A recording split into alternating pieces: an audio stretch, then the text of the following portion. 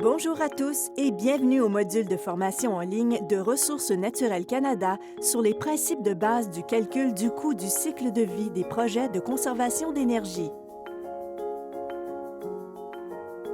Ce cours a été adapté du matériel de formation du Programme fédéral de gestion de l'énergie du département de l'énergie des États-Unis sur le calcul du coût du cycle de vie des projets de conservation d'énergie. Cette formation est offerte par les Services pour un gouvernement vert de Ressources naturelles Canada afin d'aider les ministères et organismes fédéraux à planifier et mettre en œuvre des projets visant à réduire la consommation d'énergie et les émissions de gaz à effet de serre, GES, de leurs bâtiments, laboratoires, autres installations et parcs automobiles. Au fil des ans, Ressources naturelles Canada a élaboré des méthodologies, des pratiques et des outils complets pour réduire la consommation d'énergie et les émissions de gaz à effet de serre pour les secteurs privés et publics, y compris le gouvernement fédéral. Depuis 1991, RNCan a fourni un soutien technique accru aux organisations du gouvernement du Canada qui cherchent à réduire de façon ambitieuse les émissions de gaz à effet de serre produites par l'exploitation de leurs bâtiments et parcs automobiles. Cette formation aidera les organisations fédérales à respecter leurs engagements et à donner l'exemple. Le gouvernement fédéral s'est engagé à réduire ses émissions de 40 % par rapport au niveau de 2005 d'ici 2030 et de 80 % d'ici 2050, conformément à la stratégie pour un gouvernement vert. Il est important de noter que les bâtiments fédéraux représentent près de 90 % des émissions de GES du gouvernement. Cette initiative appuie également l'engagement pris par les premiers ministres fédéraux, provinciaux et territoriaux du Canada d'intensifier leurs efforts en vue d'une transition vers des bâtiments à haut rendement énergétique et des parcs de véhicules à émissions zéro, comme le précise le cadre pan-canadien sur la croissance propre et les changements climatiques. Commençons par passer en revue les objectifs d'apprentissage de ce cours. Après avoir suivi la formation, vous serez en mesure d'utiliser l'analyse économique pour améliorer les décisions d'investissement en capital, d'utiliser des méthodes et des hypothèses ordinaires pour l'analyse du coût du cycle de vie des projets fédéraux. Les modules de ce cours portent sur les sujets suivants. Prendre de meilleures décisions grâce à l'analyse économique du cycle de vie. Ce dont vous avez besoin pour commencer. L'ajustement des montants en espèces à la valeur actualisée. Calcul du coût du cycle de vie. Évaluation des niveaux d'efficacité parmi les options de conception. Répartition des fonds d'investissement entre les projets concurrents. Commençons par le module 1. Prendre de meilleures décisions grâce à l'analyse économique du cycle de vie. Nous examinons ici comment le calcul du coût du cycle de vie peut améliorer la prise de décision. Le module 1 comprend des exemples de décisions qui peuvent être améliorées grâce à l'analyse économique, les principes de l'analyse du coût du cycle de vie, le concept d'optimisation économique et son lien avec la sélection des meilleures solutions d'efficacité énergétique. Alors, pourquoi l'analyse du coût du cycle de vie, CCV, est-elle importante? Il est essentiel que les ingénieurs, les architectes et les administrateurs de bâtiments prennent des décisions économiques judicieuses pour améliorer le rendement énergétique et environnemental des bâtiments. Le calcul du coût du cycle de vie et les méthodes d'analyse économique connexes sont essentiels à toute décision d'investissement liée à l'énergie. Le calcul du coût du cycle de vie, CCV, permet de s'assurer que les projets utilisent les ressources de façon rentable, économisent de l'énergie et de l'argent et offrent le meilleur rapport qualité-prix pour les contribuables. La méthode d'analyse du CCV est recommandée par la Stratégie pour un gouvernement vert pour les nouveaux projets de construction et les rénovations majeures d'immeubles. Les ministères devraient veiller à ce que tous les nouveaux bâtiments et les rénovations majeures donnent la priorité aux investissements à faible émission de carbone fondés sur des principes de conception intégrés et sur des évaluations du cycle de vie et du coût total de possession qui tiennent compte du prix du carbone virtuel. Les éléments d'une analyse du CCV ne sont pas trop complexes. Bon nombre des calculs peuvent être effectués à l'aide de logiciels connus afin d'éviter les erreurs et les problèmes qui peuvent être source de confusion pour les responsables de l'énergie et des installations. RedScreen, un logiciel de gestion de l'énergie propre mis au point par le gouvernement du Canada, est un exemple de logiciel qui peut être utilisé pour l'analyse du CCV.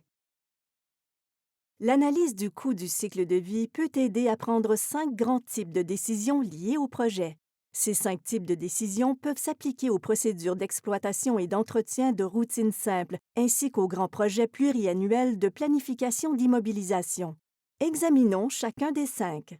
Tout d'abord, et c'est peut-être le plus important, l'analyse du CCV peut aider à déterminer s'il faut accepter ou refuser un projet en fonction de sa rentabilité. Deuxièmement, l'analyse du CCV peut aider à choisir le niveau optimal d'efficacité énergétique d'une installation. Cela vous permet de déterminer les options du projet qui fournissent le résultat d'efficacité optimale. Troisièmement, l'analyse du CCV peut vous aider à choisir ou à concevoir le système énergétique optimal pour votre installation. Quatrièmement, l'analyse du CCV peut aider à déterminer une combinaison optimale de systèmes interdépendants pour améliorer le rendement de l'ensemble du bâtiment. Cinquièmement, l'analyse du CCV peut aider à prioriser les projets indépendants et à déterminer lesquels méritent d'être financés. Ceci est particulièrement vrai lorsque les fonds sont limités et que le rendement du capital investi est essentiel. Vaut-il la peine de remplacer ou de mettre à niveau l'équipement? Cela permettra-t-il d'économiser de l'argent et de l'énergie? Le critère économique le plus important pour les investissements en capital qui réduisent les coûts d'exploitation futurs est simple. Les économies doivent être supérieures aux coûts. Vous pouvez le déterminer si vous connaissez les coûts initiaux et d'investissement. Jetons maintenant un coup d'œil rapide sur certains des concepts fondamentaux qui seront utilisés tout au long de ce cours et discutés en détail dans les modules suivants. Le premier concept se rapporte précisément au calcul du coût du cycle de vie dans le contexte du secteur fédéral. Vous devez comprendre que toutes les analyses du CCV doivent être effectuées dans une période d'étude prédéterminée cohérente. La période d'étude peut être courte ou longue, mais elle doit être la même pour toutes les options de projet. Au cours de la période d'étude, il est également important d'établir, de reconnaître et de rajuster la valeur des coûts en fonction de la valeur temporelle de l'argent. Lorsque la période d'étude et la valeur temporelle de l'argent sont établies, vous pouvez définir votre scénario de référence et apprendre comment évaluer les options de projet. Nous couvrirons également la comparaison des coûts d'investissement avec les coûts d'exploitation afin de calculer avec précision les coûts du cycle de vie. Définissons maintenant quelques concepts clés pour le calcul du coût du cycle de vie. Les coûts du cycle de vie sont la somme des valeurs actualisées des coûts d'investissement, des dépenses en immobilisation, des coûts d'installation, des coûts d'énergie, des coûts d'exploitation, des coûts d'entretien et des frais d'élimination sur la durée de vie du projet, du produit ou de la mesure. La période d'étude est la période prédéterminée au cours de laquelle les scénarios des options de projet sont évalués par rapport au scénario d'exploitation actuel. La période d'étude commence à la date de référence et reflète la durée de vie prévue des systèmes. La période d'étude doit être la même pour toutes les options. Le scénario de référence est le scénario d'exploitation actuel.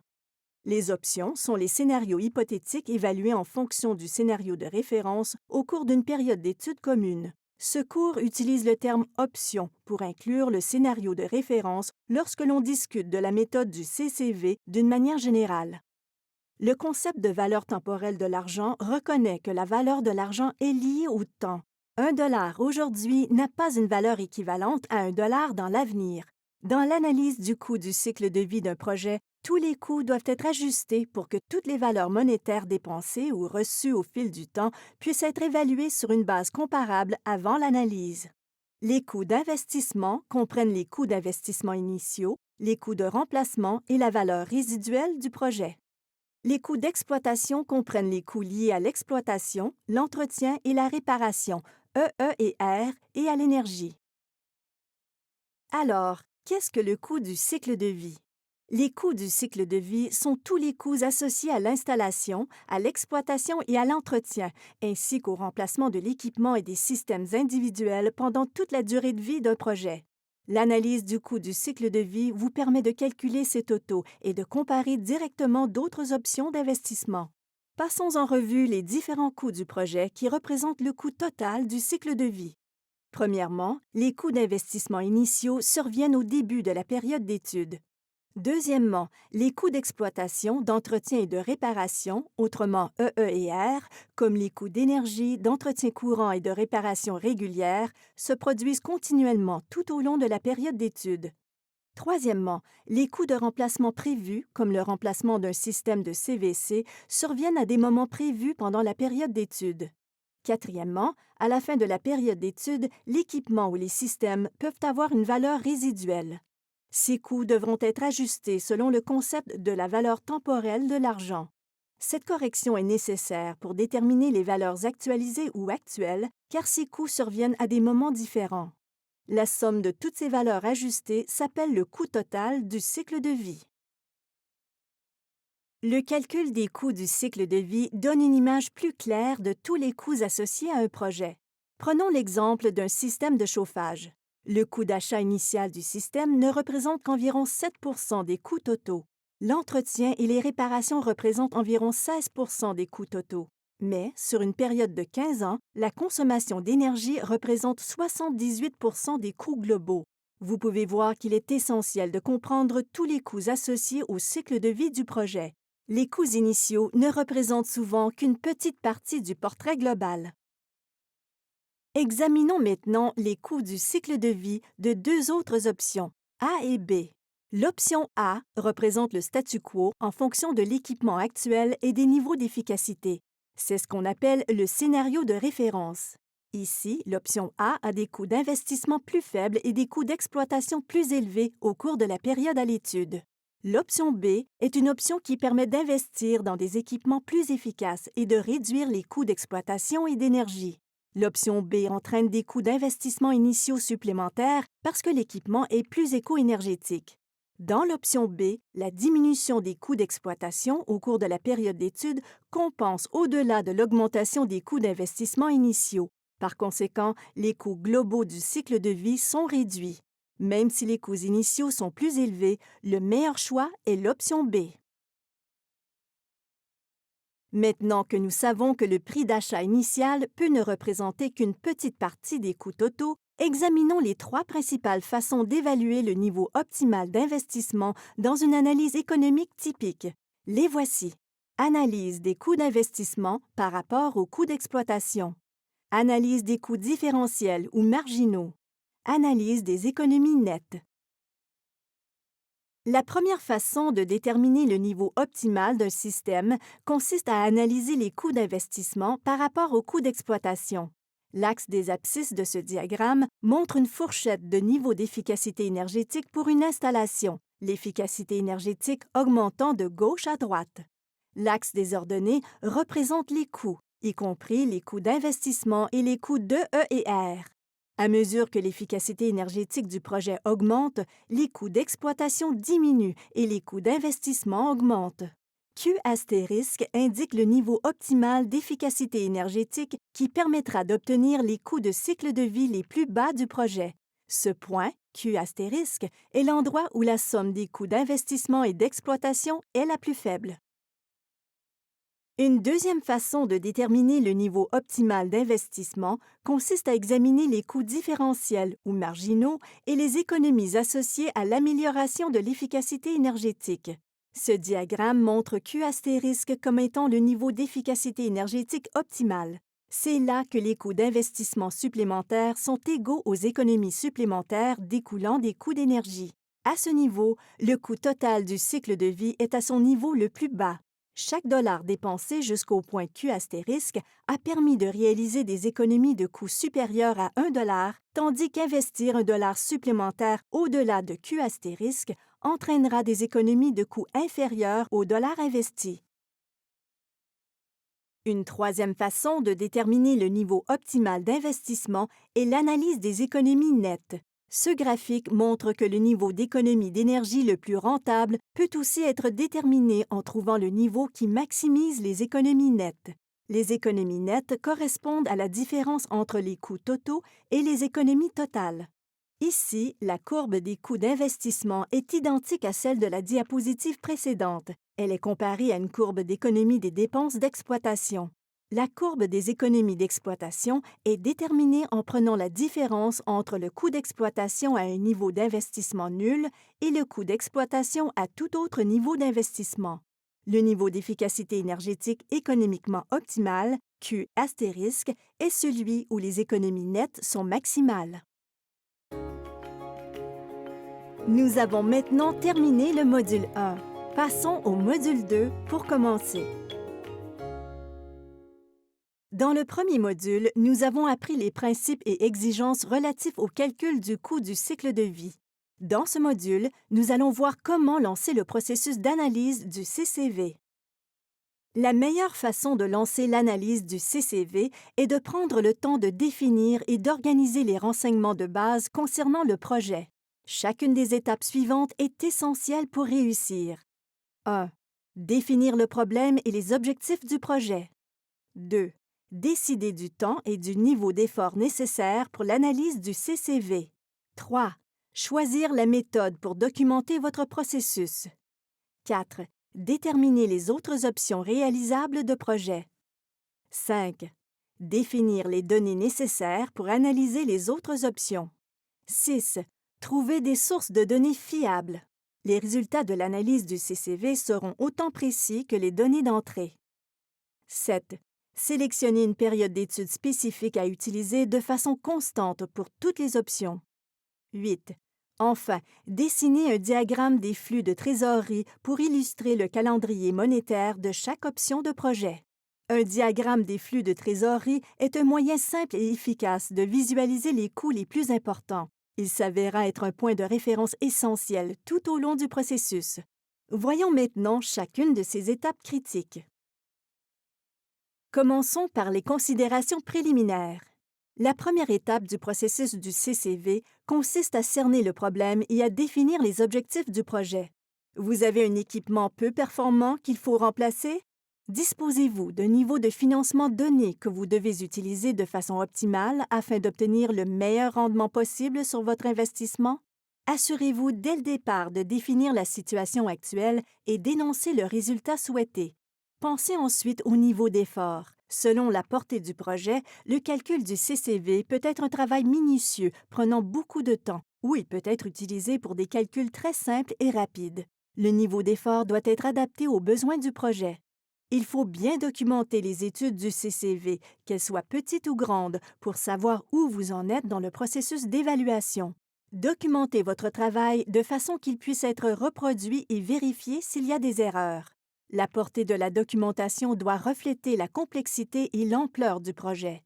Les éléments à documenter dans l'analyse du CCV doivent inclure description du projet, options de projet, paramètres communs, données sur les coûts et facteurs connexes, calcul, interprétation, économie et coûts non monétaires, autres considérations, économie et recommandations.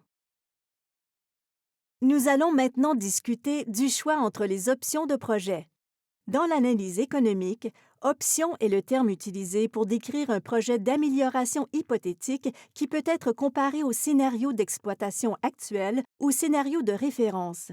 Il faut tenir compte de 3 points principaux au moment de choisir les options de projet. Tout d'abord, assurez-vous que chaque option que vous choisissez est solide. Votre décision ne peut être meilleure que la meilleure option que vous envisagez, quelle que soit la qualité de vos évaluations économiques. Deuxièmement, n'envisagez que des options qui satisfont aux exigences de rendement. Ce faisant, tenez compte des contraintes telles que la disponibilité des sources d'énergie et les exigences du Code du bâtiment. N'incluez pas dans votre évaluation économique les options qui peuvent être refusées pour d'autres motifs. Troisièmement, tenez compte des gains supplémentaires potentiels qui ne sont pas directement liés au rendement. N'oubliez pas que le CCV est un modèle économique et qu'il ne tiendra pas compte des avantages non monétaires.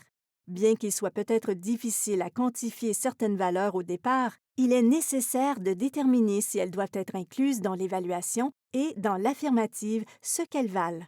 Par exemple, il peut être important de réduire l'impact environnemental du projet et d'inclure des mesures de conservation des ressources naturelles.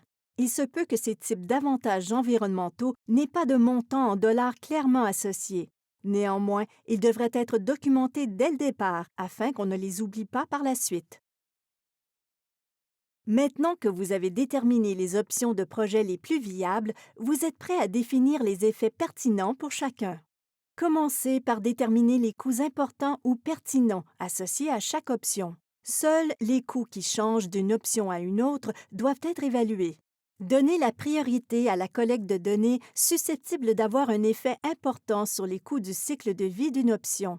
Les coûts qui ne changent pas n'augmentent ni ne diminuent les coûts du cycle de vie d'une option par rapport au scénario de référence et n'ont donc pas à être inclus. Par exemple, si deux équipements différents ont les mêmes coûts d'entretien et de réparation, n'incluez pas ces coûts dans votre analyse, car ils sont identiques. De même, si ces coûts d'entretien et de réparation sont minimes ou inexistants, ignorez-les.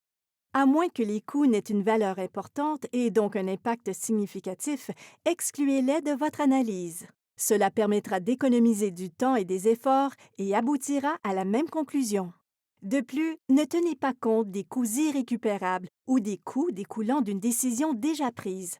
Par exemple, si un équipement a déjà été installé, ne tenez pas compte des coûts, car ils ont été engagés avant la période d'étude et donc sont déjà intégrés dans l'analyse. Voyons comment déterminer les coûts et les avantages. Plusieurs coûts et avantages différents doivent être pris en compte dans l'analyse du coût du cycle de vie. Les coûts liés aux investissements comprennent ce qui suit. Les coûts d'acquisition, parfois appelés les coûts initiaux d'achat d'équipement. Les coûts de remplacement, qui sont engagés lorsque l'équipement est remplacé pendant la période d'étude. La valeur résiduelle, qui est la valeur de l'équipement à la fin de la période d'étude. Les coûts d'exploitation comprennent les éléments suivants. Les coûts d'exploitation et d'entretien à inclure pour l'option envisagée. Les coûts de réparation comprennent les réparations prévues ou imprévues qui permettent à l'équipement de fonctionner conformément aux spécifications et qui sont engagés en plus des coûts d'exploitation et d'entretien courant. Les coûts d'énergie sont ceux associés à la consommation d'énergie, y compris l'électricité, le gaz naturel et le mazout. Les coûts de l'eau sont également inclus dans cette catégorie. D'autres coûts ou avantages peuvent être pris en compte dans l'analyse du CCV. Ceux-ci peuvent comprendre les recettes provenant de l'installation d'équipements qui génèrent des revenus, les rabais ou crédits d'impôt accordés par les entreprises de services publics pour l'amélioration de l'efficacité énergétique, les crédits d'impôt fédéraux ou provinciaux appliqués pour compenser les coûts associés au projet. Il y a aussi des coûts et des avantages non quantifiables, les impacts environnementaux découlant de la conservation de l'énergie et des ressources, la productivité des travailleurs, la santé et le confort des occupants. Nombre de ces coûts et avantages sont difficiles à quantifier, mais doivent souvent être pris en compte dans l'analyse du CCV. Une analyse valide du coût du cycle de vie exige que tous les coûts et avantages soient estimés au prix de l'année de référence en cours. Ces montants de l'année de référence seront multipliés par des facteurs d'actualisation basés sur des taux d'indexation applicables et le taux d'actualisation pour tenir compte des différents moments au cours de la période d'étude où les coûts sont engagés. Les effets non exprimés en dollars ne sont pas inclus dans la mesure du rendement économique. Les estimations des coûts d'achat initial et de remplacement de l'équipement sont consultables dans plusieurs sources différentes. Parlez à votre fournisseur pour les installations fédérales ou communiquez avec un fournisseur préapprouvé pour demander un devis pour les coûts de l'équipement. Les coûts d'équipement peuvent également être consultés dans des bases de données comme RS-Means. Celles-ci contiennent les données sur le coût moyen pour les différents types d'équipements et d'activités de construction, d'entretien et de réparation des bâtiments. Utilisez votre expérience professionnelle ou l'expérience d'un collègue pour estimer les coûts de remplacement de l'équipement en fonction des travaux antérieurs réalisés dans le cadre du projet. Examinez les données historiques pour trouver les coûts pertinents qui ont été engagés par le passé dans votre installation. Pour continuer d'estimer les coûts au prix d'aujourd'hui, la prochaine étape consiste à déterminer la quantité d'énergie qui sera consommée dans le cadre de chaque option. Il y a plusieurs façons de le faire. Une option consiste à estimer manuellement la consommation d'énergie en fonction des données historiques de votre installation et à extrapoler sa consommation d'énergie future selon l'impact relatif des améliorations apportées à l'installation. Une autre option consiste à utiliser un logiciel de modélisation énergétique ou des systèmes avancés d'automatisation des bâtiments pour faire ces estimations. Ensuite, déterminez les prix actuels liés au modèle de consommation d'énergie de chaque option. En plus d'utiliser les tarifs actuels de votre installation, déterminez le type et la structure des tarifs afin de savoir comment les coûts varieront en fonction de l'évolution des modèles de consommation. Enfin, calculez la hausse des prix pour la consommation future d'énergie, car les prix de l'énergie changeront considérablement avec le temps. Obtenez des projections de prix auprès de votre fournisseur d'énergie. Ces prévisions devraient être utilisées pour déterminer avec précision les coûts d'énergie actuels et futurs. Maintenant que les coûts actuels et futurs associés aux options de projet sont établis, il faut déterminer la durée de la période d'étude. Il est important de respecter la même période d'étude pour toutes les options de projet. Choisissez la période d'étude appropriée. La première considération est de tenir compte de l'horizon temporel de l'investisseur. Selon l'investisseur, l'horizon temporel peut être court, peut être 5 à 10 ans, ou long, jusqu'à 40 ans et plus. Cette différence de durée aura un impact important sur les résultats. La durée de vie utile de l'équipement et des systèmes installés est également un facteur important. Souvent, la durée de la période d'étude appropriée est directement liée à la durée de vie utile de l'équipement. La période de service commence lorsque le projet est entamé ou lorsque les occupants commencent à utiliser l'installation. Il est souvent utile de dessiner un simple diagramme de flux de trésorerie pour montrer le type et le calendrier des coûts qui ont été déterminés pour chaque option. Les dates clés peuvent être saisies pour indiquer la date de référence, la date de mise en service et la fin de la période d'étude. Le diagramme des flux de trésorerie fournit une liste de contrôle visuel des effets pertinents et de leur calendrier. Votre diagramme variera selon que le projet est clé en main ou progressif. Voici un schéma de trésorerie pour un projet clé en main qui est remis à l'achèvement. Le temps et les coûts de planification initiale, de conception et de construction sont engagés avant la date de référence de la période d'étude. Ces coûts d'investissement initiaux se produisent sous la forme d'une somme forfaitaire à la date de référence lorsque le bâtiment est occupé ou lorsque le système est mis en service et que les coûts d'énergie et autres coûts d'exploitation commencent à s'accumuler. Les coûts d'énergie et d'EER se produisent périodiquement jusqu'à la fin de la période d'étude de l'année N. Contrairement à un projet clé en main, les coûts d'investissement initiaux s'échelonnent sur plusieurs années dans le cas d'un projet progressif. L'analyste peut décider d'échelonner les coûts d'investissement initiaux sur une période de plusieurs années pour la conception, la planification et la construction. Ce diagramme des flux de trésorerie représente un projet progressif. Les coûts d'investissement initiaux pour la planification, la conception et la construction sont répartis sur plusieurs années. Les investissements initiaux sont effectués de la première à la troisième année et l'exploitation du système commence la quatrième année. Ceci conclut le module 2. Dans le module 3, nous discutons des méthodes d'ajustement des montants pour refléter la valeur actualisée dans les calculs du coût du cycle de vie. Dans les modules précédents, nous avons discuté des concepts de base du calcul du coût du cycle de vie et de la façon dont l'analyse du CCV peut vous aider à prendre les meilleures décisions économiques pour votre installation. Ce module explique davantage les coûts du cycle de vie et vous permet d'effectuer des calculs précis du CCV.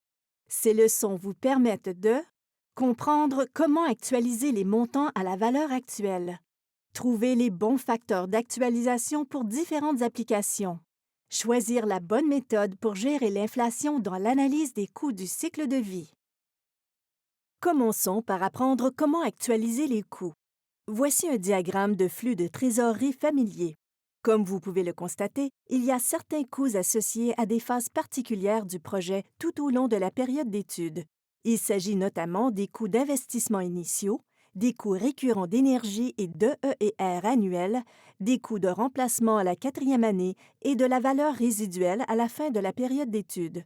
Avant de pouvoir comparer ou additionner les coûts survenus à différents moments au cours de la période d'étude, nous devons convertir tous les coûts en un point commun dans le temps afin de refléter la valeur temporelle de l'argent. Ce processus de conversion s'appelle actualisation. Habituellement, les coûts ou économies futures sont actualisés afin de pouvoir les comparer directement aux coûts d'investissement initiaux. Nous allons maintenant discuter des moyens de calculer la valeur temporelle de l'argent. En termes techniques, le taux d'actualisation est le taux d'intérêt selon lequel un investisseur ne verrait pas de différence entre les montants reçus à différents moments. Il s'agit du taux d'intérêt que vous devriez recevoir pour que le montant en dollars à l'avenir soit équivalent au montant en dollars courant. Nous examinons 3 types de conversion de coûts pour l'actualisation des coûts. Tout d'abord, les coûts futurs uniques non récurrents, comme un coût de remplacement unique, qui surviennent une fois dans l'avenir et doivent être ajustés à leur valeur actuelle. Deuxièmement, les coûts uniformes récurrents annuels, comme les coûts d'exploitation et d'entretien prévus qui se produisent d'année en année à peu près au même montant chaque année. Troisièmement, les coûts non uniformes récurrents annuels, comme les coûts de l'énergie, qui se répètent chaque année avec différents montants. En d'autres termes, le coût de l'électricité peut varier, mais se produit année après année. Veuillez noter que les coûts d'énergie et les coûts d'exploitation et d'entretien utilisés dans ce cours ne sont donnés qu'à titre d'exemple. Les coûts correspondent à une région et à un projet.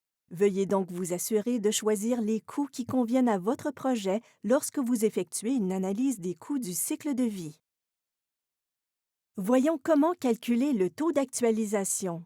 Tout d'abord, vous pouvez calculer le taux d'actualisation si vous connaissez la valeur actuelle et la valeur future.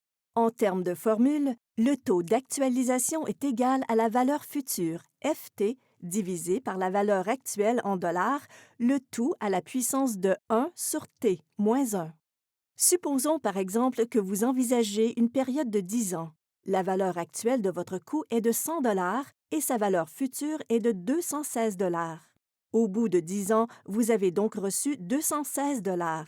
Vous pouvez insérer ces valeurs dans l'équation pour calculer un taux d'actualisation de 8 En d'autres termes, si un article coûte 100 dollars cette année et que vous obtenez 8 sur cette valeur chaque année pendant les 10 prochaines années, vous aurez 216 dollars en 10 ans.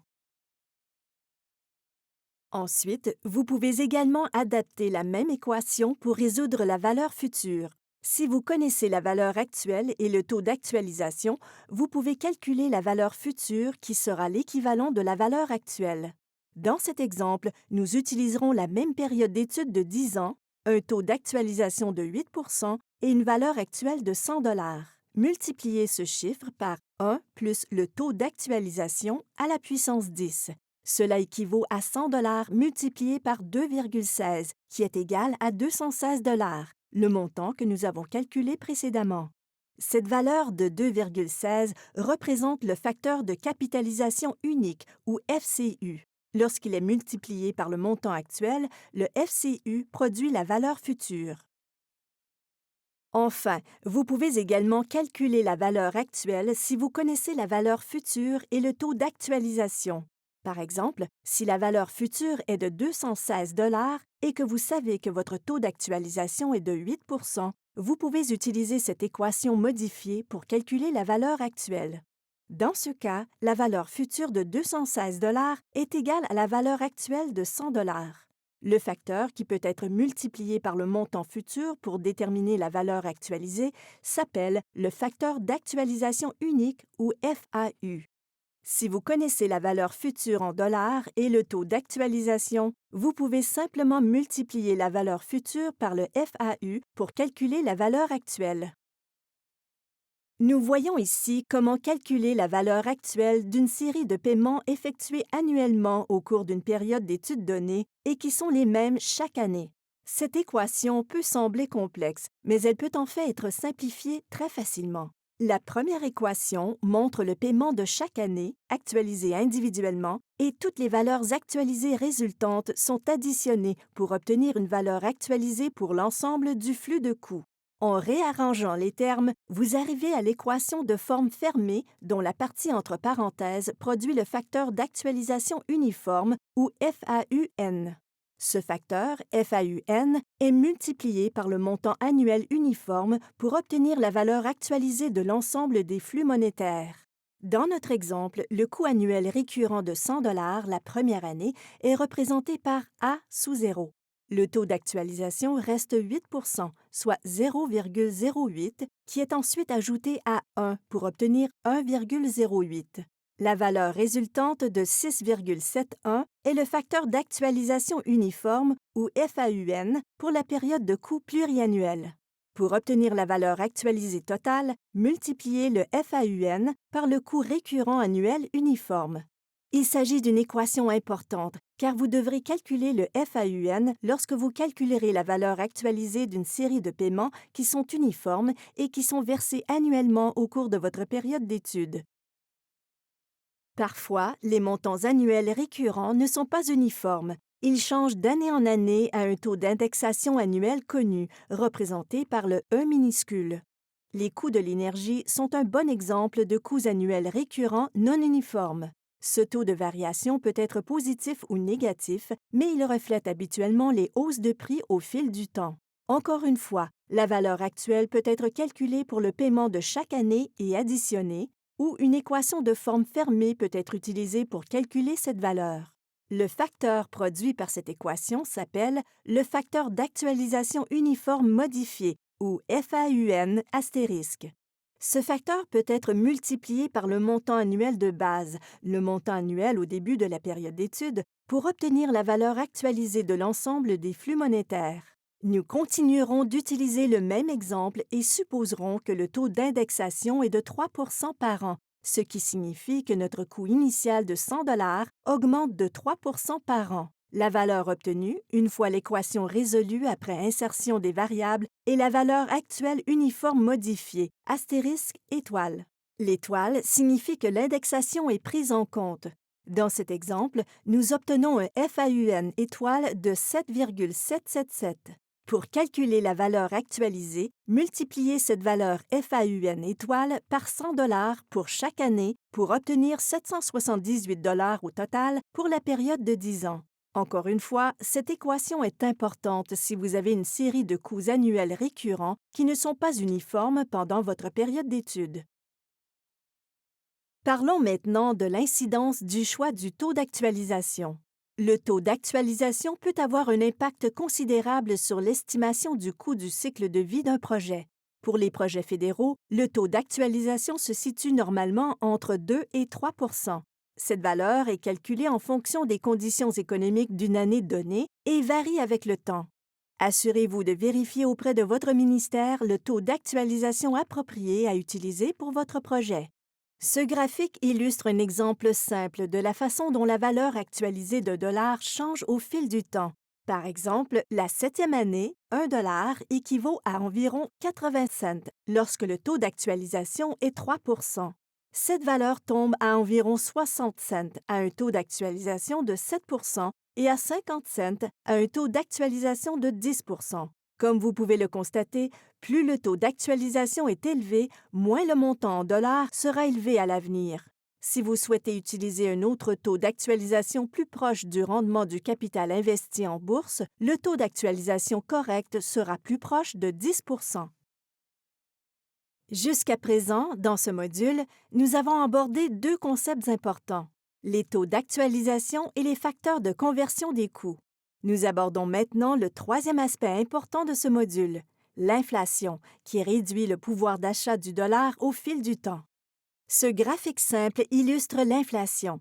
Par exemple, un dollar en 1990 a une valeur différente de celle d'un dollar en 2000. Les sommes dépensées au cours d'années différentes avec un pouvoir d'achat différent ne peuvent être additionnées directement pour obtenir un montant significatif. En plus de tenir compte de la valeur temporelle de l'argent au moyen d'un taux d'actualisation, les évaluations économiques doivent également tenir compte de l'évolution du pouvoir d'achat au fil du temps en utilisant le taux d'inflation. Pour commencer, définissons 5 termes importants liés à l'inflation. Inflation des prix, hausse différentielle des prix, dollar constant et dollar courant. Ces termes seront fréquemment utilisés dans la discussion qui suit sur la façon d'aborder l'inflation dans une analyse économique des dépenses en immobilisation. L'inflation des prix est le taux d'augmentation du niveau général des prix. La hausse des prix est le taux d'augmentation du prix d'un produit de base, par exemple les prix de l'électricité. La hausse différentielle réelle des prix est le taux d'augmentation du prix d'un produit de base par rapport à l'inflation. Les dollars constants représentent un pouvoir d'achat constant indexé sur l'inflation générale, c'est-à-dire sans tenir compte de l'inflation. Les dollars courants représentent un pouvoir d'achat dans lequel les prix réels sont indiqués, y compris l'inflation générale. Deux approches existent pour aborder l'inflation. Le calcul peut inclure l'inflation générale des prix ou l'exclure. Dans la première approche, vous pouvez inclure l'inflation générale des prix en précisant tous les coûts en dollars courants et utiliser un taux d'actualisation nominal et un taux d'indexation nominal, les deux tenant compte de l'inflation. Vous pouvez également exclure l'inflation générale des prix et préciser tous les montants en dollars constants. Utilisez ici le taux d'actualisation réel et les taux d'indexation réels pour exclure l'inflation. Les flux de trésorerie peuvent être exprimés en dollars courants ou en dollars constants. Le rajustement de l'inflation selon la méthode de dollars constants est préférable pour les projets entièrement payés avec des fonds disponibles qui ne tiennent généralement pas compte des impôts, des versements hypothécaires ou des débours annuels exprimés en dollars courants. La méthode de dollars courants est préférable pour les projets financés où les paiements contractuels sont calculés en fonction des taux d'intérêt du marché qui tiennent compte de l'inflation. Mathématiquement, les deux approches donnent la même valeur actuelle. Les analyses en dollars constants et en dollars courants donneront exactement le même résultat en valeur actualisée et étayeront donc les mêmes conclusions. Voyons comment calculer le taux d'actualisation réel. Voici la formule de base pour calculer le taux d'actualisation réel en utilisant le taux d'actualisation nominal et le taux d'inflation générale. Dans la formule, le taux d'actualisation nominal est représenté par D majuscule, le taux d'inflation générale par I majuscule et le taux d'actualisation réel par D minuscule. Le taux d'actualisation réel est égal à 1 plus le taux d'actualisation nominal divisé par 1 plus le taux d'inflation moins 1. Vous pouvez transposer la même formule pour calculer le taux d'actualisation nominal, soit 1 plus le taux d'inflation générale multiplié par 1 plus le taux d'actualisation réel moins 1. Voici un exemple simple pour calculer le taux d'actualisation réel. Supposons que vous savez que le taux d'actualisation nominal est 3,9 et que le taux d'inflation est 0,9 Insérez ces valeurs dans l'équation pour obtenir un taux d'actualisation réel de 2,97 Dans cet exemple, le taux d'actualisation réel est inférieur au taux d'actualisation nominal puisque l'inflation est positive.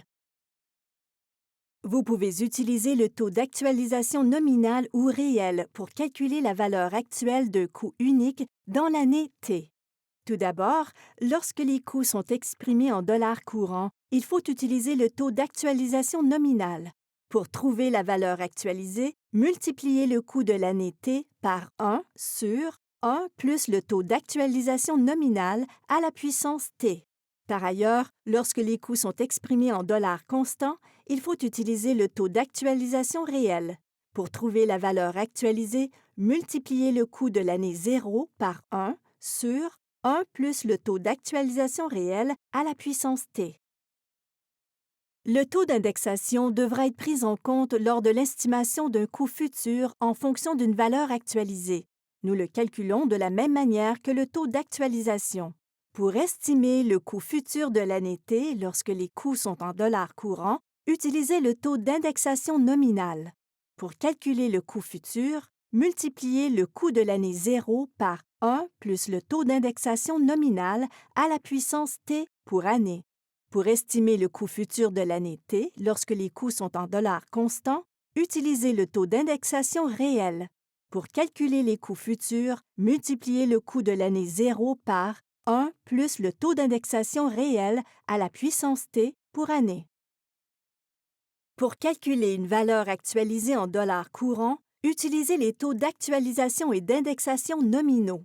Dans cette équation, utilisez les coûts multipliés par 1 plus le taux nominal d'indexation divisé par 1 plus le taux nominal d'actualisation à la puissance t pour année. Vous pouvez aussi utiliser des dollars constants. Utilisez le coût multiplié par 1 plus le taux d'indexation réel divisé par 1 plus le taux d'actualisation réel à la puissance t pour année. L'important ici est d'être cohérent avec les taux. Il est possible de calculer le taux d'indexation réel à partir du taux d'indexation nominal et du taux d'inflation générale. Pour cela, utilisez une approche similaire à celle utilisée pour le calcul du taux d'actualisation réel. Le taux d'indexation réel est égal à 1 plus le taux d'indexation nominal divisé par 1 plus le taux d'inflation générale moins 1. Vous pouvez également calculer le taux d'indexation nominal si vous connaissez le taux d'inflation générale et le taux d'indexation réel. Voici un exemple de calcul du taux d'indexation réel. Si vous savez que le taux d'indexation nominal est 6 et que le taux d'inflation générale est 4 vous les insérez dans la formule pour obtenir un taux d'indexation réel de 1,923 Cet exemple montre une hausse nominale des prix qui inclut l'inflation générale. Nous supposons ici un taux d'inflation générale de 4 et un taux d'indexation nominale de 6 Lorsque le taux d'indexation diminue, le facteur de prix diminue également puisque le taux passe de 4 à 2 La variation peut être importante sur une période de 10 ans selon le taux d'indexation. Ce graphique montre que le taux d'indexation estimé peut avoir un impact important sur vos résultats. Voyons un exemple de calcul de la valeur actuelle du coût unique en cas d'inflation à l'aide des taux nominaux, puis des taux réels. Cet exemple utilise d'abord des taux nominaux, puis des taux réels et montre ensuite que la même valeur actuelle est obtenue et que les résultats sont les mêmes tant que vous utilisez les taux nominaux ou réels de façon cohérente. Effectuez d'abord le calcul à l'aide des taux nominaux. Ici, il y a un taux d'indexation nominale de 6 un taux d'actualisation de 8 et notre coût C sous zéro qui est 100 Si vous insérez ces valeurs dans l'équation pour les taux nominaux, vous obtenez un résultat de 82,95 $. Ensuite, faites le calcul en utilisant les taux réels. Lorsque nous utilisons les valeurs calculées précédemment et insérons les chiffres, vous avez 100 $ multiplié par 1,0193 divisé par 1,03846 et vous obtenez encore une fois le même résultat de 82,95 $. Ceci conclut le module 3. Dans le module 4, nous verrons comment calculer les coûts du cycle de vie des projets. Dans le premier module, nous avons parlé de l'optimisation économique et des principaux concepts derrière l'analyse du coût du cycle de vie. Dans le deuxième module, nous avons abordé les besoins spécifiques en matière de données et les sources de données nécessaires à l'analyse. Dans le troisième module, nous avons discuté de l'importance d'ajuster les montants à la valeur actualisée au moyen de facteurs d'actualisation. Vous êtes maintenant prêts à calculer les coûts du cycle de vie. Dans ce module, nous couvrons deux objectifs fondamentaux. Tout d'abord, nous calculons le coût du cycle de vie des options de projet. Ensuite, nous choisissons la bonne méthode pour aborder l'inflation dans le cadre d'une analyse du coût du cycle de vie. Nous examinons ces deux objectifs fondamentaux à l'aide de deux options de financement de base, les projets qui sont entièrement payés avec des fonds disponibles à l'avance et les projets financés comme les contrats de performance énergétique CPE. Que sont les coûts de cycle de vie? Les coûts de cycle de vie comprennent tous les coûts associés à l'installation, à l'exploitation et à l'entretien, ainsi qu'au remplacement de l'équipement et des systèmes individuels pendant toute la durée de vie d'un projet. L'analyse du coût du cycle de vie vous permet de calculer ces totaux et de comparer directement d'autres options d'investissement. Passons en revue les différents coûts du projet qui représentent le coût total du cycle de vie. Premièrement, les coûts d'investissement initiaux surviennent au début de la période d'étude. Deuxièmement, les coûts d'exploitation, d'entretien et de réparation, autrement EE&R, comme les coûts d'énergie, d'entretien courant et de réparation régulière, se produisent continuellement tout au long de la période d'étude. Troisièmement, les coûts de remplacement, comme le remplacement d'un système de CVC, surviennent à des moments prévus pendant la période d'étude. Quatrièmement, à la fin de la période d'étude, l'équipement ou les systèmes peuvent avoir une valeur résiduelle. Vous avez déjà appris que tous les coûts doivent être ajustés parce qu'ils surviennent à des moments différents. La somme de toutes ces valeurs ajustées s'appelle le coût total du cycle de vie. Au début, la formule générale de calcul du coût du cycle de vie peut sembler intimidante. Passons en revue l'équation et discutons ensuite de la façon dont les termes peuvent être simplifiés. Le coût du cycle de vie représente la somme de tous les coûts du projet actualisé de façon appropriée. Dans cette équation, les coûts pour chaque année de la période d'étude sont représentés par les numérateurs C. L'actualisation des coûts pour chaque année est représentée par les dénominateurs. Lorsque vous additionnez tout cela, vous pouvez condenser l'équation en la somme des coûts. Le calcul des coûts du cycle de vie n'a pas besoin d'être compliqué. Le regroupement des coûts par type peut aider à simplifier le processus.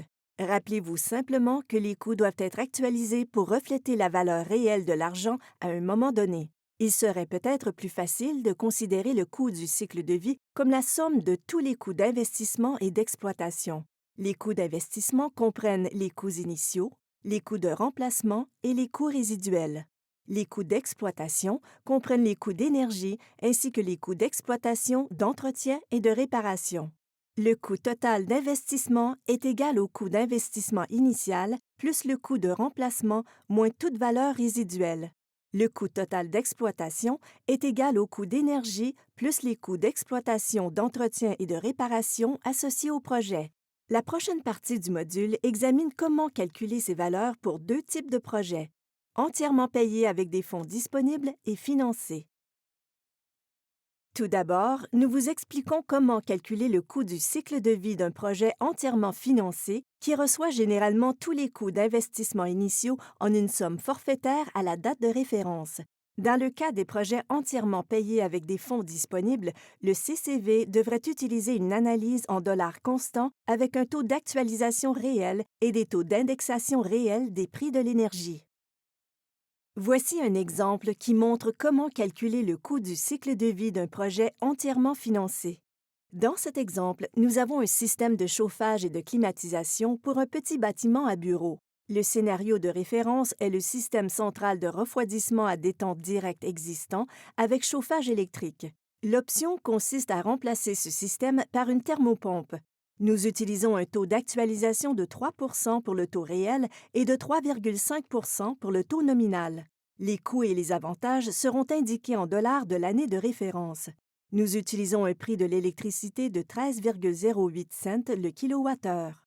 Notez que vous devez utiliser vos tarifs d'électricité et commerciaux locaux. La convention d'actualisation est de fin d'année. Déterminons les données pour chaque option.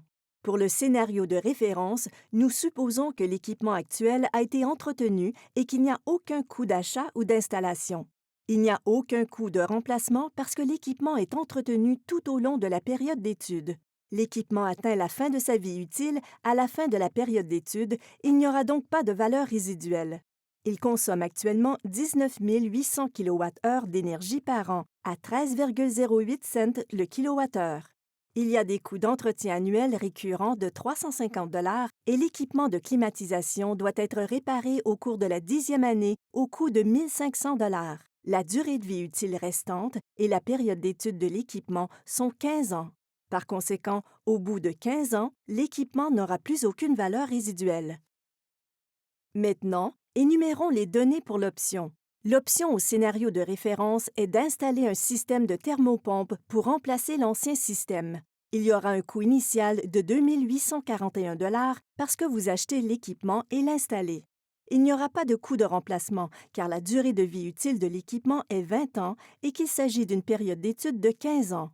Il y aura une certaine valeur résiduelle dans l'équipement parce qu'il y reste 5 ans ou 25 % de vie utile à la fin de la période d'étude, ce qui équivaut à 710 $ du coût initial. Si vous installez cette thermopompe, la consommation d'électricité sera 16 290 kWh au même prix de 13,08 cents le kilowattheure. Le coût annuel d'entretien de cet équipement sera 450 et le compresseur de la thermopompe devra être réparé au cours de l'année 8 au coût de 1 200 $.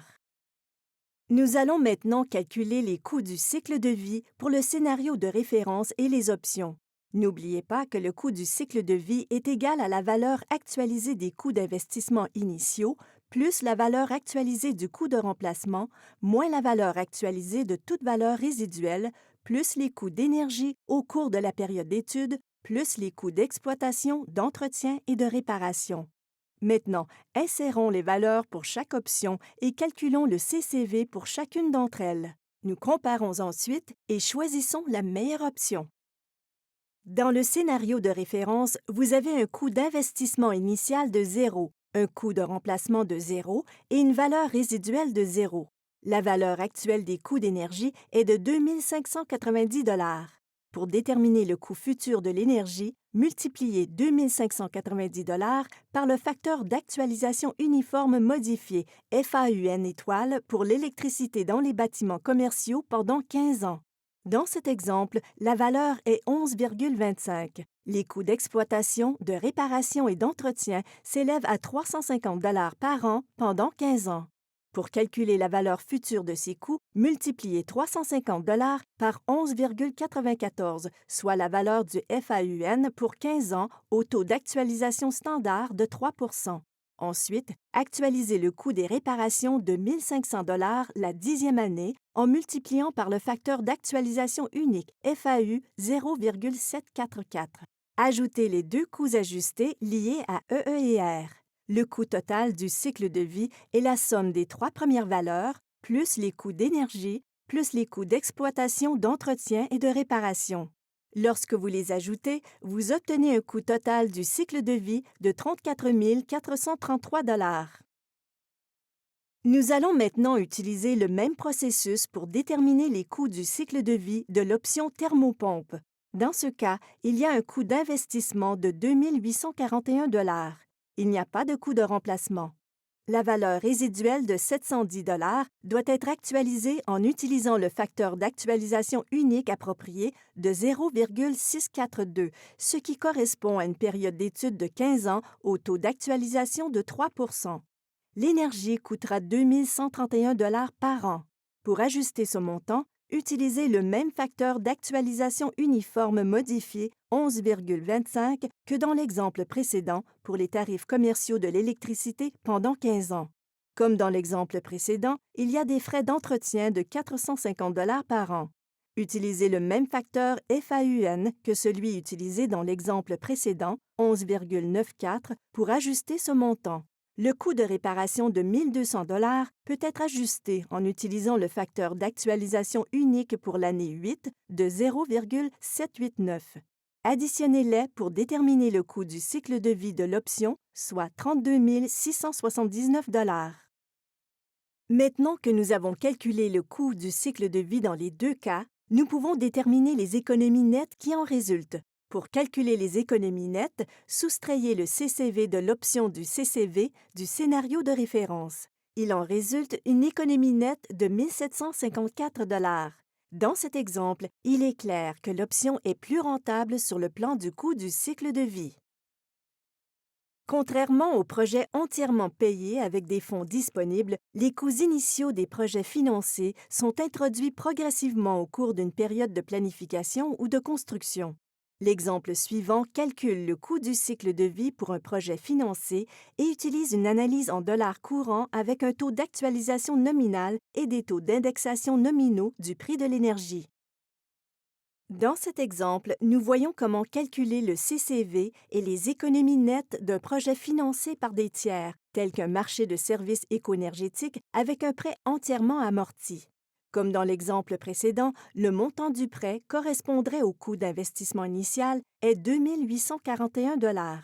Ce montant de prêt serait remboursé sur la durée du contrat de 10 ans à un taux d'emprunt de 6 % et donnerait lieu à un paiement contractuel annuel de 386 $ en capital et intérêts sur le prêt. Tous les autres coûts associés au projet seront exactement les mêmes que ceux du projet entièrement payé avec des fonds disponibles. Ces exemples ne diffèrent que par la façon dont ils sont financés et payés. Dans le cas de l'option thermopompe, le seul coût qui change par rapport à l'exemple précédent est le coût d'investissement initial. Dans le cas du financement de projet, ce coût sera nul. Il y aura un paiement contractuel annuel récurrent de 386 $ pour 10 ans. Pour calculer ce montant, vous devez calculer le FAUN pour 10 ans à un taux d'actualisation de 3 %. Gardez le reste comme si vous aviez payé avec les fonds du ministère. Lorsque vous additionnez tous ces coûts, vous obtenez 33 131 $. Pour calculer les économies nettes du projet d'option, soustrayez le coût du cycle de vie de l'option de celui du scénario de référence. Les économies nettes découlant du financement du projet par rapport au scénario de référence sont 1 302 $. Ceci conclut le module 4. Dans le module 5, nous apprenons à évaluer différents niveaux d'efficacité parmi les options de conception. Dans ce module, nous explorons comment trouver l'option la plus efficace pour le coût du cycle de vie le plus bas. C'est ce qu'on appelle l'optimisation simultanée. Nous utilisons 3 exemples pour illustrer ce concept. À la fin du module, vous serez en mesure de déterminer le niveau d'efficacité à l'aide du CCV le plus bas, déterminer le système ou la conception indépendant ayant le CCV le plus bas, évaluer les systèmes interdépendants afin de réduire au maximum le CCV. D'un point de vue économique, l'optimisation signifie trouver l'option de conception et le niveau de rendement ayant le coût du cycle de vie le plus bas. Qu'il s'agisse d'évaluer un seul système indépendamment d'autres systèmes ou plusieurs systèmes interdépendants simultanément, la règle générale pour l'optimisation simultanée est la même. Trouver l'option de conception et le niveau de rendement ayant le coût du cycle de vie le plus bas. En voici de bons exemples. Niveau d'isolation à installer dans un toit, un mur ou un plancher d'un bâtiment. Niveau de résistance thermique des systèmes de fenêtres. Efficacité d'une fournaise ou d'une chaudière. Taux de rendement énergétique ou SEER d'un climatiseur ou d'un système de thermopompe. Superficie du collecteur d'un système de chauffage solaire. Nous allons maintenant examiner un exemple qui consiste à optimiser les options de systèmes interdépendants dans le but de découvrir la meilleure combinaison. Étant donné qu'une installation possède plusieurs systèmes qui s'influencent mutuellement, il est important de tenir compte de ces interactions. Dans de nombreux cas, les options de CCV les plus bas peuvent changer lorsque d'autres systèmes interdépendants sont modifiés. Par exemple, si l'enveloppe du bâtiment devient plus efficace sur le plan thermique, les économies réalisées grâce aux améliorations du système de CVC diminueront et vice-versa. Voici l'équation représentant la règle générale de l'optimisation simultanée. Cette formule peut être utilisée pour trouver la meilleure combinaison de toutes les options. Cette formule représente le grand nombre de combinaisons nécessaires pour trouver le coût global du cycle de vie le plus bas. I représente la combinaison du système, S, le système du bâtiment ou le point de référence, et J, l'option de système.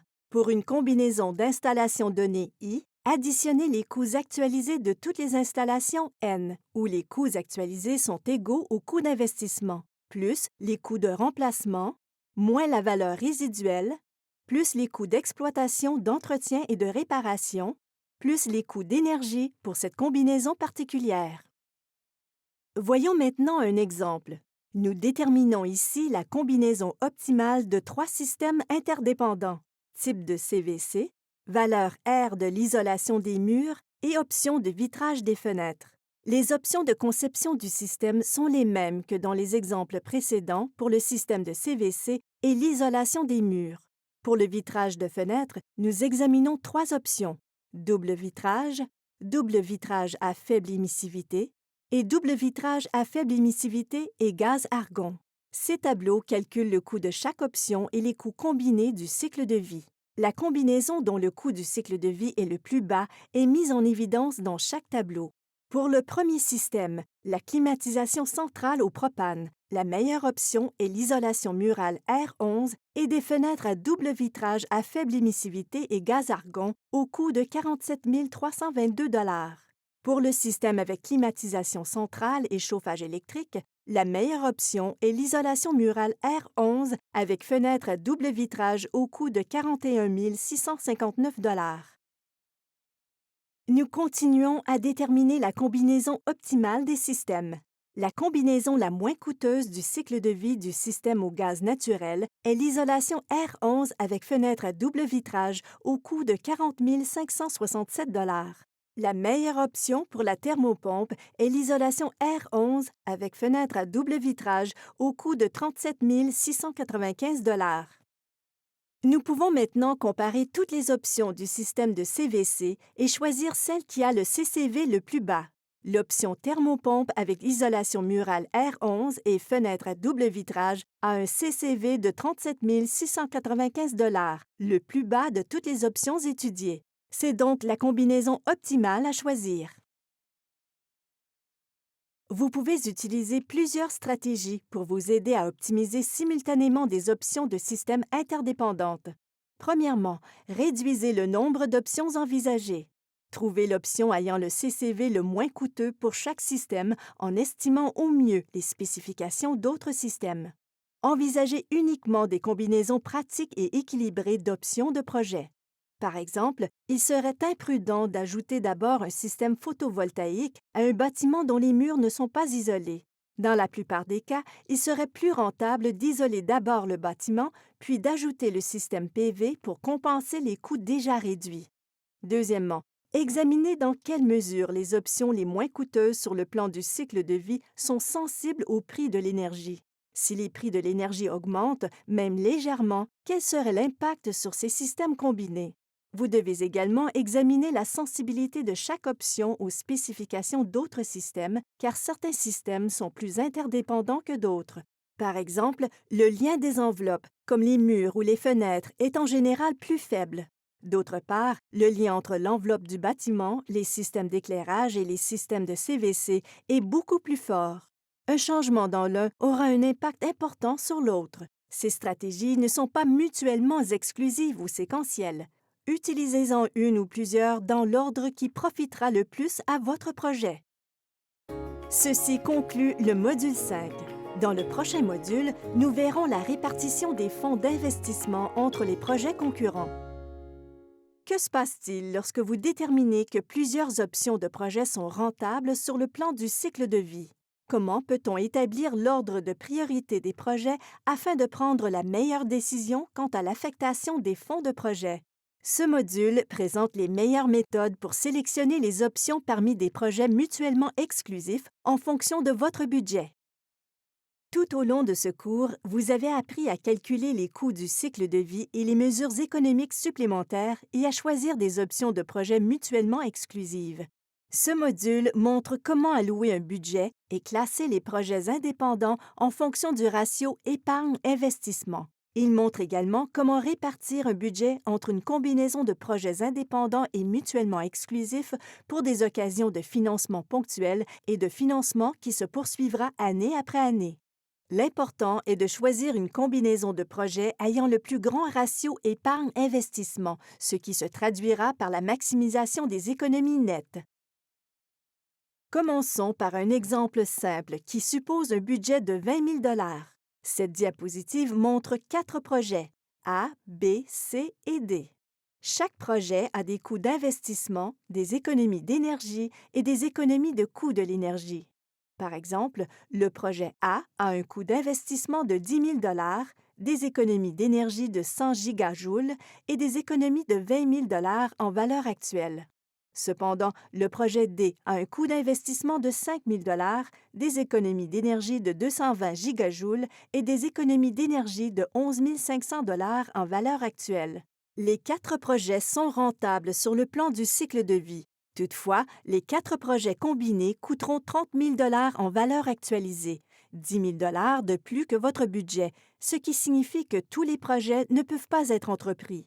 L'important ici est d'utiliser l'approche appropriée pour classer les projets afin de maximiser les économies nettes. Nous examinons trois approches pour souligner ce point. 1. Énergie économisée par dollar d'investissement. 2. Économie nette. 3. Ratio épargne-investissement.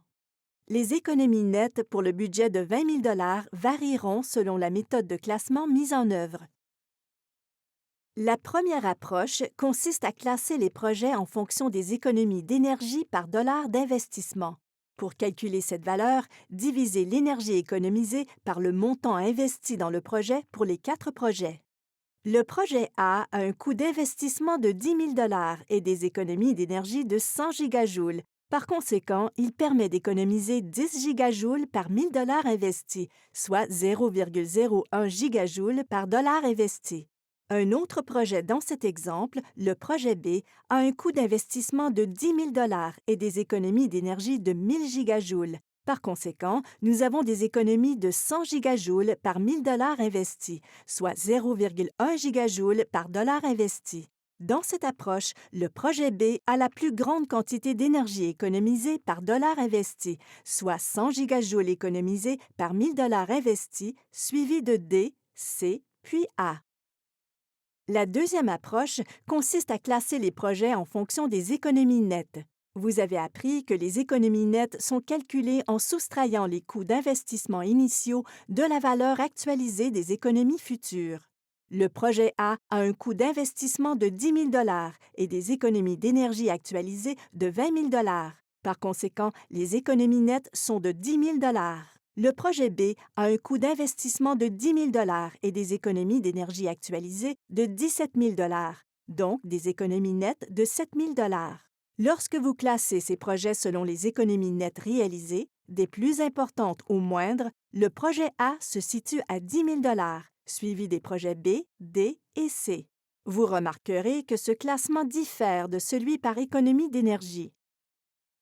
La troisième approche consiste à classer les projets en fonction du ratio épargne-investissement, REI. Dans cette approche, il suffit de diviser les économies par les coûts d'investissement. Le projet A a un coût d'investissement de 10 000 et des économies d'énergie actualisées de 20 000 Par conséquent, son REI est 2,0. Le projet D a un coût d'investissement de 5 000 et des économies d'énergie actualisées de 11 500 avec un REI de 2,3. Le projet D a le plus grand REI, 2,3, suivi de C, A et B. Nous sommes maintenant prêts à comparer les classements des projets. Ce graphique calcule les économies nettes totales pour chacun des 4 projets selon chacune des 3 approches. N'oubliez pas que vous ne pourrez choisir que 2 ou 3 projets, compte tenu de la limite de votre budget de 20 000 Dans la première colonne, nous utilisons la méthode des économies d'énergie par investissement pour les projets B, C et D. En utilisant cette approche, nous ajoutons les économies nettes par investissement pour chaque projet, 7 000 plus 6 000 plus 6 500 pour un total de 19 500 Dans la deuxième colonne, nous utilisons la méthode des économies nettes pour les projets A et B. En utilisant cette approche, nous ajoutons les économies nettes par projet, 10 000 plus 7 000 pour un total de 17 000 Dans la troisième colonne, nous utilisons la méthode du REI pour les projets A, C et D. En utilisant cette approche, nous ajoutons le ratio épargne-investissement pour chaque projet, 10 000 plus 6 000 plus 6 500 pour un total de 22 500 Cet exemple montre que la méthode du ratio épargne-investissement est la meilleure méthode pour classer et sélectionner parmi les 4 projets indépendants car elle permet d'obtenir les économies nettes les plus importantes. Maintenant que nous avons démontré que le ratio épargne-investissement est la méthode de classement appropriée, examinons un deuxième exemple qui suppose un budget de 10 000 Dans cet exemple, il y a 7 options de projets différentes, de A à G. L'un des projets, le projet A, a un coût d'investissement de 200 et une valeur actualisée des économies d'énergie de 900 Par conséquent, les économies nettes sont 700 et le REI est 4,5. Un autre projet, le projet D, a un coût d'investissement de 10 000 et des économies d'énergie actualisées de 80 000 Par conséquent, les économies nettes sont 70 000 et le REI est 8,0. Ces projets ont des coûts d'investissement initial très différents, allant de 200 à 10 000 Ils ont également des économies nettes très différentes, allant de 700 à 70 000 Le coût total de l'investissement, si vous adoptiez les 7 options, serait de 19 800 Par conséquent, il présente une grande variation dans les ratios épargne-investissement qui varient de 4,5 à 12,5. Comme tous les projets ont un REI supérieur à 1,0, ils sont tous rentables sur le plan du cycle de vie. Il serait préférable d'entreprendre les 7 projets si des fonds étaient disponibles. Cependant, la contrainte budgétaire de 10 000 indique 2 options. Pour l'option 1, vous pouvez sélectionner tous les projets sauf le projet D. Dans cette option, vous sélectionnez 3 projets dont le REI est inférieur à celui du projet D, car le budget ne vous permet pas de sélectionner D et les projets dont le REI est inférieur sont encore rentables sur le plan du cycle de vie. Pour l'option 2, vous ne pouvez choisir que le projet D parce que ce projet utilise la totalité du budget de financement. Les économies nettes totales pour la première option sont de 83 100 Les économies nettes totales pour la deuxième option sont de 70 000 D'un point de vue économique, vous choisirez l'option 1 avec les 6 projets parce qu'elle obtient des économies nettes plus importantes. Voilà ce qui conclut ce cours. En résumé, on peut dire qu'il n'y a aucune raison pour que l'analyse du coût du cycle de vie soit difficile. Vous n'êtes pas tenu d'être gestionnaire financier, agent budgétaire ou économiste pour appliquer les pratiques exemplaires que vous avez apprises dans ce cours. Utilisez les outils et les ressources qui ont été démontrés dans ce cours pour atteindre vos objectifs. Vous avez maintenant les connaissances requises pour améliorer les décisions grâce à l'analyse économique du cycle de vie. Déterminer les exigences et les ensembles de données dont vous avez besoin pour commencer. Ajuster les montants à la valeur actualisée. Calculer les coûts du cycle de vie et les mesures économiques supplémentaires. Évaluer les niveaux d'efficacité parmi les options de conception. Répartir les fonds d'investissement entre les projets concurrents. Enfin, si vous avez des questions au sujet de ce cours ou si vous êtes intéressé par d'autres possibilités de formation, n'hésitez pas à communiquer avec l'Office de l'efficacité énergétique en utilisant les coordonnées fournies. Notre adresse électronique est la suivante: nrcan.greeninggovernment-vert.rncan@canada.ca.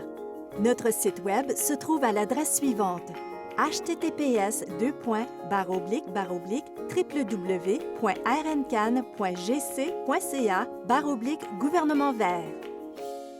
Merci pour votre participation.